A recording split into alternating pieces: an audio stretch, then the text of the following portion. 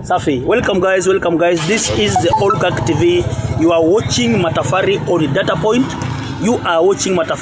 Point. Guys. And this video this morning, guys, we just want to discuss about now, guys.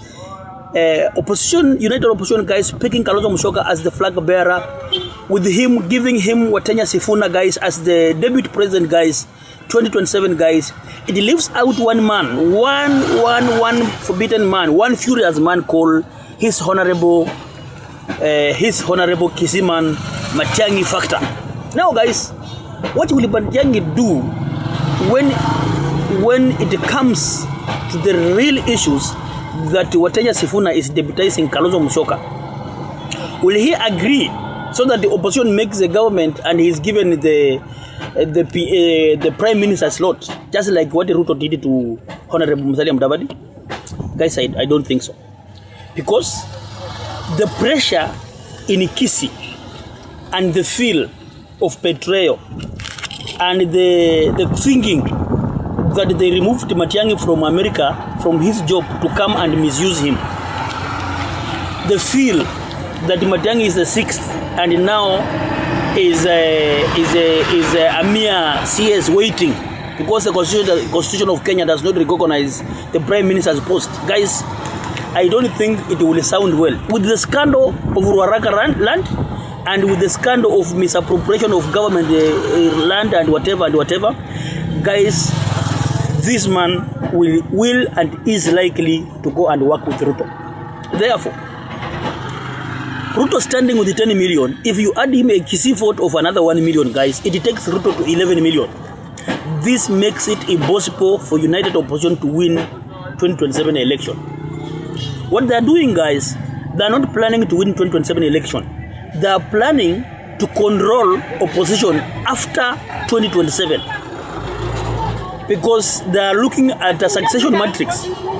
They are looking at government that will be formed after Ruto has gone home in 2032. And telling Matiang'i to stay in opposition and fight with them for another 10 years, guys, I don't think he will be able to. And suppose he is able to, because he is being funded by Uhuru Kenyatta, it is difficult to sustain a narrative that let us wait up to 2032 and then I will be the president. It doesn't go like that, guys, because lawyers will also be planning to come for the throne. Remember the succession matrix, guys. One of the reasons that made Rigathi to leave the KK government, guys, was to prepare for succession after Ruto. Because Rigathi knew that while to stay with Ruto, just like Ruto was to stay with Uhuru in Jubilee, could not have given him a succession in 2022. Therefore, Rigathi staying with Ruto up to 2032 could not guarantee him a succession. Because always, as we move towards the end of election, the government of the day will always be unpopular based on the decisions that it makes. Because normally governments in the world are made to oppress the people. So because the governments are made to oppress the people, by the end of the time, guys, people are oppressed to an extent that they are waiting to have a relief. They are expecting that a change can arise. So people are hoping to make a change. And that is the reason why a government of the day can never succeed in its own succession. For it to succeed like what Uhuru succeeded with Ruto is to make a playbook, to behave that we are not together. That the Ruto and Rigathi are not together. This is what Moses Kuria asked. I like Moses Kuria, guys. Moses Kuria is one of my future presidents. Moses Kuria is one of my future presidents, guys. And I salute him. The man is brilliant. The man is brilliant, knowledgeable. He behaves like a madman, but he's neither here. He's not mad, guys. So what am I saying? I'm saying that His Excellency Honorable Moses Kuria said that let Rigathi Kajakwa take the Bible, and because Moses Kuria comes from praise in the Catholic Church, he will not ask Rigathi to go to Catholic Church, but he will ask Rigathi to go to PCEA Church, the church of his wife, nearest to his home.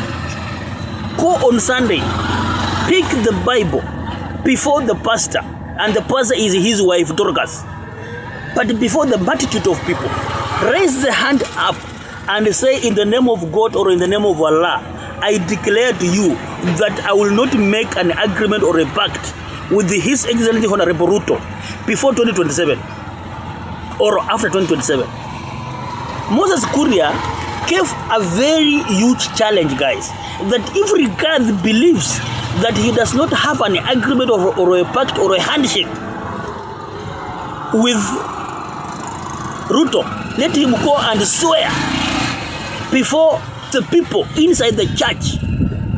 And he did not just give him a very difficult pastor to pastor over the program. He gave him a very easy person, near next to him person. He gave him his own wife, the wife of Honorable Rigathi, Madam Dorcas, or Pastor Dorcas. Look at that. Look at the challenge, guys. And I believe that Rigathi cannot take the challenge, because in this video, in 1, 2, 3, 4 weeks ago, I have made more than 5 videos speaking and saying that when we discuss about the system and the deep state, that Honorable Rigathi Gachagua is part of the system and part of the deep state. This is what I said. And I said that the Honorable Rigathi Gachagua is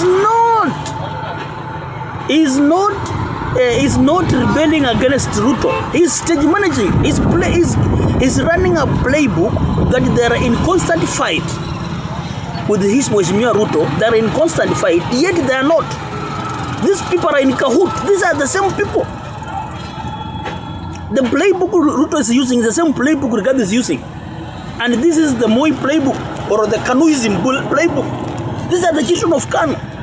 Therefore, Rigathi playing the same playbook just like Uhuru Kenyatta to sustain Ruto in office, but pretending that you are fighting against Ruto, so that when you raise a big voice against Ruto, you get the followers, those people who don't like Ruto.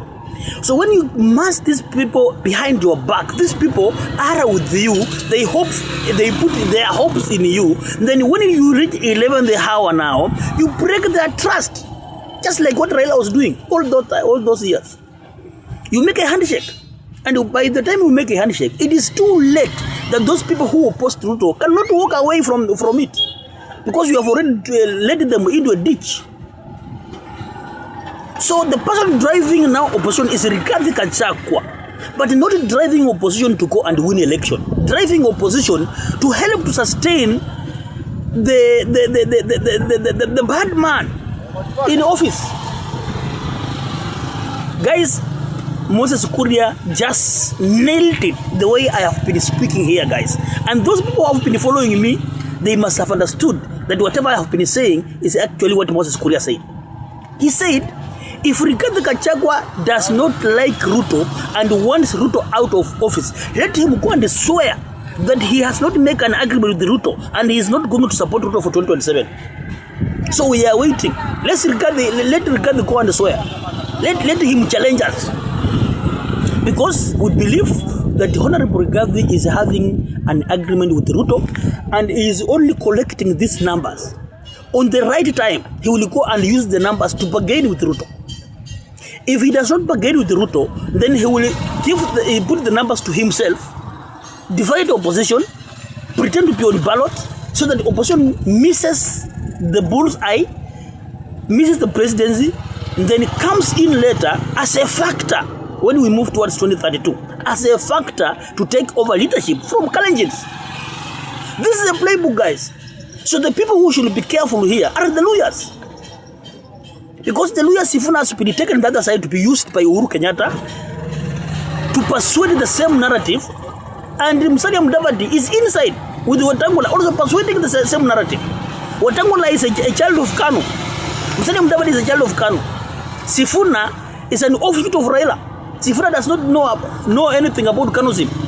Therefore, they will use Sifuna also to attract the intelligent who don't want to follow Rigathi. Those intelligent masses who don't want to follow Rigathi, called the Genesis, they will be swayed to follow Sifuna. So as they follow Sifuna and the other group is following Rigathi, the two camps are straying the multitude into the ditch. So by the time people will come to realize that Sifuna is not on the ballot and Sifuna is going to be a deputy president, it will be too late for them to move out. And those who are sharp like Caesar, like Reza Plate, will move out. And when they move out, where do you think they will go? They will go back to Ruto. They will say, our aim of supporting Sifuna was for presidency, and if Sifuna is not going for a presidency, then they shift and move out.